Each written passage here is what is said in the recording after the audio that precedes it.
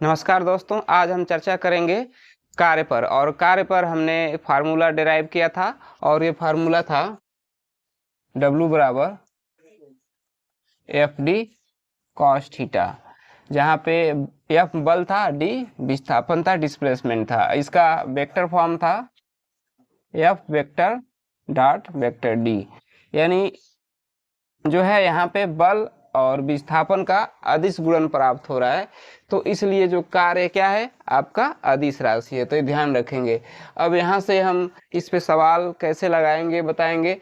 तो देखें, तो सबसे पहले इसमें हम इसका मात्रक निकाल लेते हैं। कार्य का मात्रक क्या होगा, तो देखें इसको लिखेंगे W का मात्रक, यानी कार्य का मात्रक, ठीक। तो यानी बल का मात्रक और विस्थापन का मात्रक, यहाँ बल है तो बल का मात्रक क्या होता है, न्यूटन, और विस्थापन का मात्रक मीटर, तो न्यूटन मीटर। इसी को हम जूल भी बोलते हैं, ठीक है। तो कार्य को मात्रक न्यूटन मीटर कह सकते हैं या डायरेक्ट हम जूल बोल सकते हैं। यह MKS पद्धति में मात्रक है। और कभी कभी बीमा भी पूछता है, तो कार्य की बीमा निकाल देते हैं।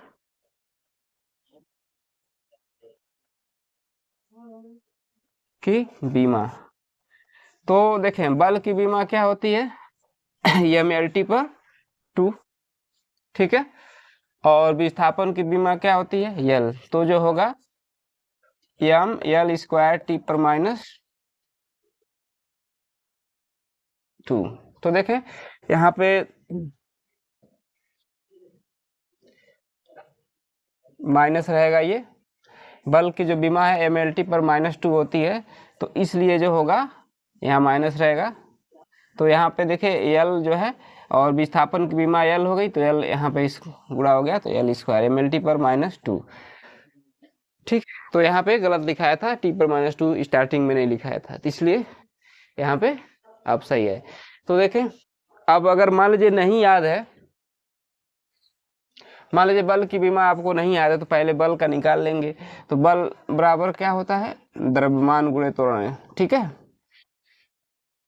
तो द्रव्यमान गुणे त्वरण, त्वरण m में होता है, तो द्रव्यमान का क्या होता है m, त्वरण का क्या होता है LT पर -2, तो हो जाएगा MLT पर -2, तो ठीक है। तो इस तरह से जो होगा हम कार्य की बीमा निकाल लेंगे, ठीक। तो ये हो गया। अब इस पे कुछ सवाल देखते हैं। जैसे एक सवाल है कि एक पिंड पर 40 न्यूटन का बल लगता है, यदि बल की क्रिया रेखा में विस्थापन दिशा से 45 अंश का कोण बनाता है, तो पिंड 2 मीटर विस्थापित करने में किए गए कार्य की गणना कीजिए। तो एक पिंड है, जैसे देखें एक पिंड है और इस पे जो बल लग रहा है 40 न्यूटन का बल लगता है, यदि बल की क्रिया रेखा था विस्थापन की दिशा में 45 अंश का कोण बनता है। तो मान लीजिए बल ऐसे लगा रहे हैं F, और ये आपका 40 न्यूटन है, तो बल की क्रिया रेखा यही है और विस्थापन की दिशा क्या है, ये होगी। इधर खींच रहे हैं तो विस्थापन इधर आएगा, ये ऑब्जेक्ट इधर आएगा, तो विस्थापन बल की क्रिया रेखा और विस्थापन के बीच का कोण जो है आपका बन रहा है 45 अंश का कोण बन रहा है, ठीक है। तो 45 अंश का कोण बन रहा है। तो यहाँ पे क्या करना है, और इसमें दिया है पिंड जो है कितना मीटर विस्थापित होता है 2 मीटर, और ये 2 मीटर यहाँ आ जाता है। तो किए गए कार्य की गणना करना है। तो फार्मूला हमारे पास यही है, W बराबर FD कॉस थीटा। तो यहाँ पे क्या करेंगे, अब सारा वैल्यू जो है आप पुट करेंगे और उसके बाद निकाल लेंगे।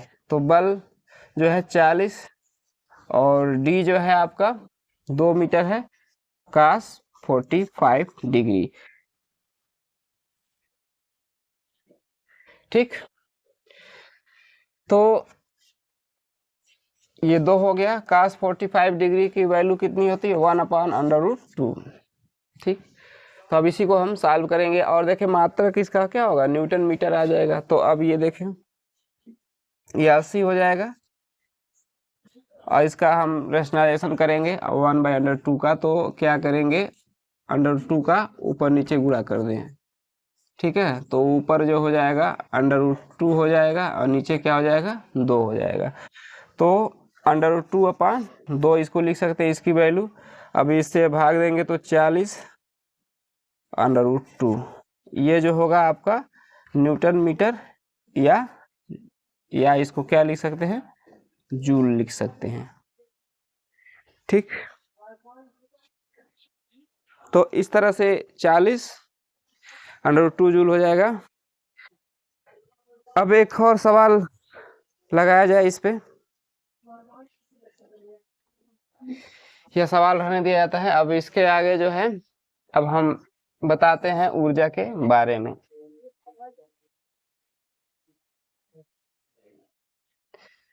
अभी एक एक थोड़ा थोड़ा सवाल लगा करके उसके बाद इससे बड़े बड़े क्वेश्चन इसमें सॉल्व किए जाएंगे। तो अभी सिंपली एक क्वेश्चन लगाया गया। अब देखें ऊर्जा,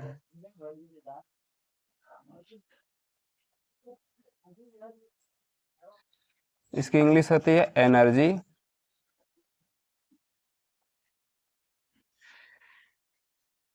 तो जैसा कि हम जानते हैं कि कार्य करने की क्षमता को ऊर्जा कहते हैं, यानी कि कोई वस्तु कार्य करती है तो कहेंगे उसमें ऊर्जा है, अगर कोई वस्तु कार्य नहीं कर पाती है तो उसमें ऊर्जा नहीं है। तो ये ध्यान देंगे। तो जिसमें कार्य होगा उसमें ऊर्जा होगी, तो ऊर्जा की यही परिभाषा है। अब आगे चल के ऊर्जाएं जो होंगी कई प्रकार की होंगी। तो जैसे यांत्रिकी में क्या है, गतिज ऊर्जा है और स्थितिज ऊर्जा है। ठीक है, तो मैकेनिक्स में हम पढ़ेंगे, तो गतिज ऊर्जा स्थिर ऊर्जा इसमें पढ़ना है। लेकिन पहले ऊर्जा की हम डिफिनेशन लिख दें। किसी वस्तु के कार्य करने की क्षमता। तो ऊर्जा को कैसे निकालेंगे, सबसे पहले ये समझना आवश्यक है।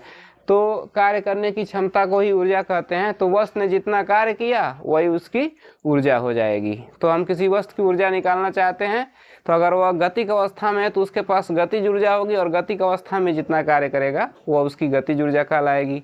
आ रही बात समझ में। और स्थिर ऊर्जा क्या, किसी वस्तु की विशेष स्थिति कारण जो उसके पास ऊर्जा होगी वह उसकी स्थिर ऊर्जा होगी। तो विशेष एक स्थिति से किसी विशेष स्थिति में ले जाने पे, जैसे मान लीजिए ये चाक है यहाँ पे रखा हुआ है, इसको उठा करके ऐसे यहाँ पे लाया, तो एक स्थिति से उठाकर दूसरी स्थिति में ले गए, तो यहाँ से नीचे से उठाकर ऊपर ले जाने पे जितना कार्य करना पड़ा वही इसकी क्या होगी, स्थिर ऊर्जा के रूप में संचित हो जाएगा, वही स्थिर ऊर्जा हो जाएगी इसकी। अब इसको छोड़ेंगे तो वही स्थिर ऊर्जा गति ऊर्जा में बदलेगी और ये नीचे गिरेगा।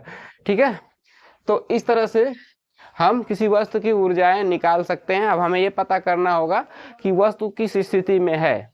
ठीक है, अगर गति का अवस्था में है तो उसके पास गति ऊर्जा होगी, तो गति का अवस्था में जितना कार्य होगा वो कार्य निकाल लेंगे तो गति ऊर्जा मिल जाएगा। स्थिर ऊर्जा क्या होगा, तो एक स्थिति से दूसरी स्थिति में ले जाएंगे तो जो कार्य करना पड़ेगा वो उसकी स्थिर ऊर्जा कहलाएगी। तो इस तरह से ऊर्जाएं हम निकाल सकेंगे। तो समझ में आ गया होगा ऊर्जा क्या है, किसी वस्तु के कार्य करने की क्षमता ऊर्जा कहलाती है। तो कार्य का जो मात्रक होगा वही ऊर्जा की भी मात्रक होगा। ठीक है, तो कार्य और ऊर्जा एक ही चीज है। ठीक, तो कार्य का आप बीएमई सूत्र पूछे चाहे ऊर्जा का सूत्र, तो सब एक ही आएगा जो निकाले हैं। तो ये हो गया आपका। अब हम बताते हैं आपको शक्ति, पहले ऐसे ओरली बता दे रहा हूँ और उसके बाद जो इस पे डिटेल जो है एप्लीकेशन पढ़ा जाएगा, सवाल लगाया जाएगा बड़े बड़े। तो देखते हैं।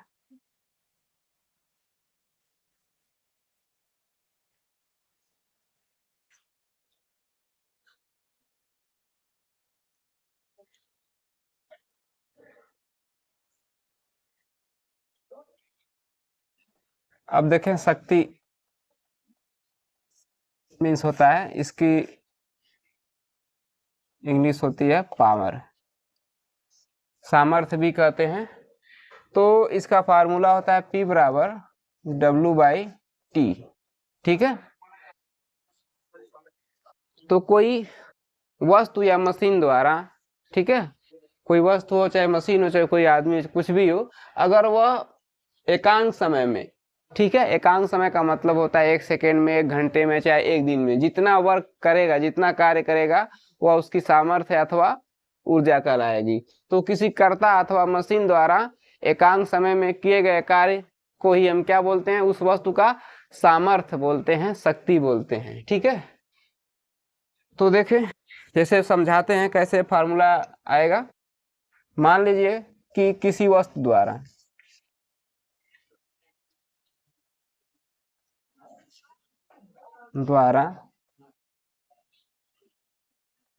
टी समय में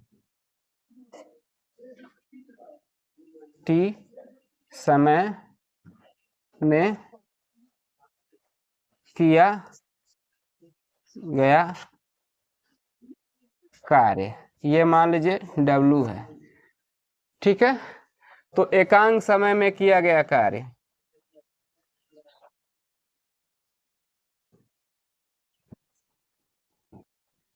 किया गया कार्य इक्वल टू क्या होगा, W/T होगा। और एकांक समय में किया गया कार्य को ही हम क्या बोलेंगे, शक्ति बोलेंगे, और शक्ति को पावर P से दिखाएंगे। P बराबर क्या होगा, W/T होगा। ठीक, अब इसके मात्रक हम देख लेते हैं।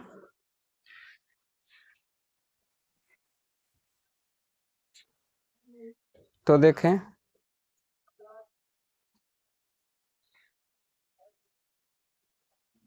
P बराबर मिला आपका W/T मिला है।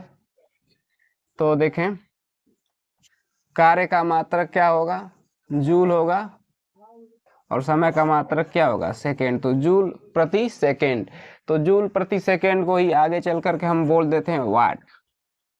तो वाट बराबर क्या होगा, जूल प्रति सेकेंड होगा।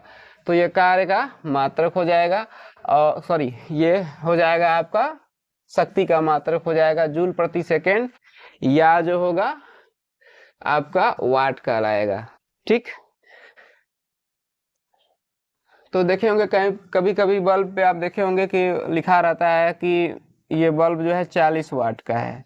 इसका मतलब क्या होता है, यहाँ पे ऐसे लिख सकते हैं, जूल प्रति सेकेंड, वाट को हम जिससे जूल प्रति सेकेंड को ही वाट बोलते हैं, यानी 1 सेकेंड में कितनी जूल ऊर्जा, उसमें प्रकाश ऊर्जा निकल रही है, यानी 1 सेकेंड में कितना ऊर्जा उस बल्ब से निकल रहा है प्रकाश के रूप में।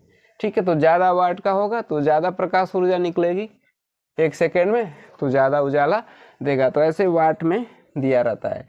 इसका मतलब समझ में आ गया होगा आपको। अब देखें,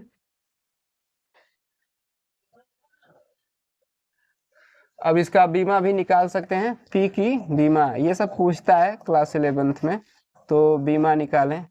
अभी कार्य की बीमा निकाले हैं, याद होगा, ml² T/-2, और टी की बीमा क्या होगी, नीचे लिखा है तो टी होगी, ऊपर जाएगा तो -1 होके जुट जाएगा, तो ml² T/-3 हो जाएगा। यहाँ पावर 1 ऊपर जाएगा तो एक माइनस होके जुटेगा। तो ये जो हो गया आपका, इसकी बीमा निकल गई। ठीक,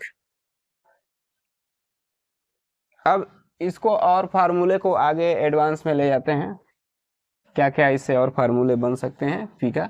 तो देखें पी बराबर हम क्या लिख सकते हैं, सॉरी देखें डब्ल्यू बराबर हम क्या लिख सकते हैं, FD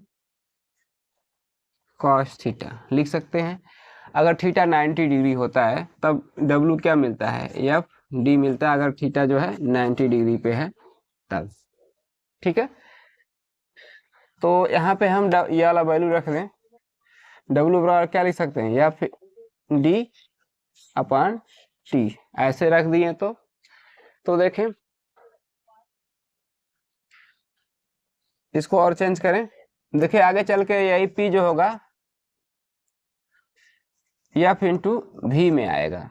ठीक है, तो देखें ये क्या होगा, D क्या है, विस्थापन, और विस्थापन बटे समय है, विस्थापन परिवर्तन की दर कहलाती है विस्थापन बटे समय। तो ये क्या कहलाएगा, आपका वेग कहलाएगा। तो ये हो जाएगा, F तो यहाँ रह जाएगा और यहाँ भी हो जाएगा। तो कभी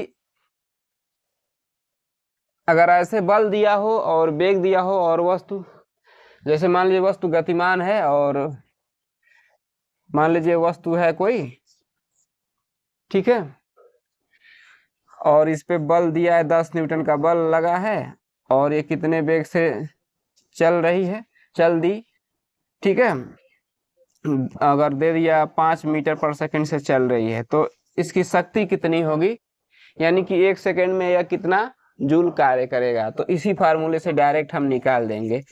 तो F इंटू बी यानी कि 10 गुणे 5 यानी आ गया आपका 50 वाट लिखेंगे या जूल प्रति सेकेंड लिख देंगे।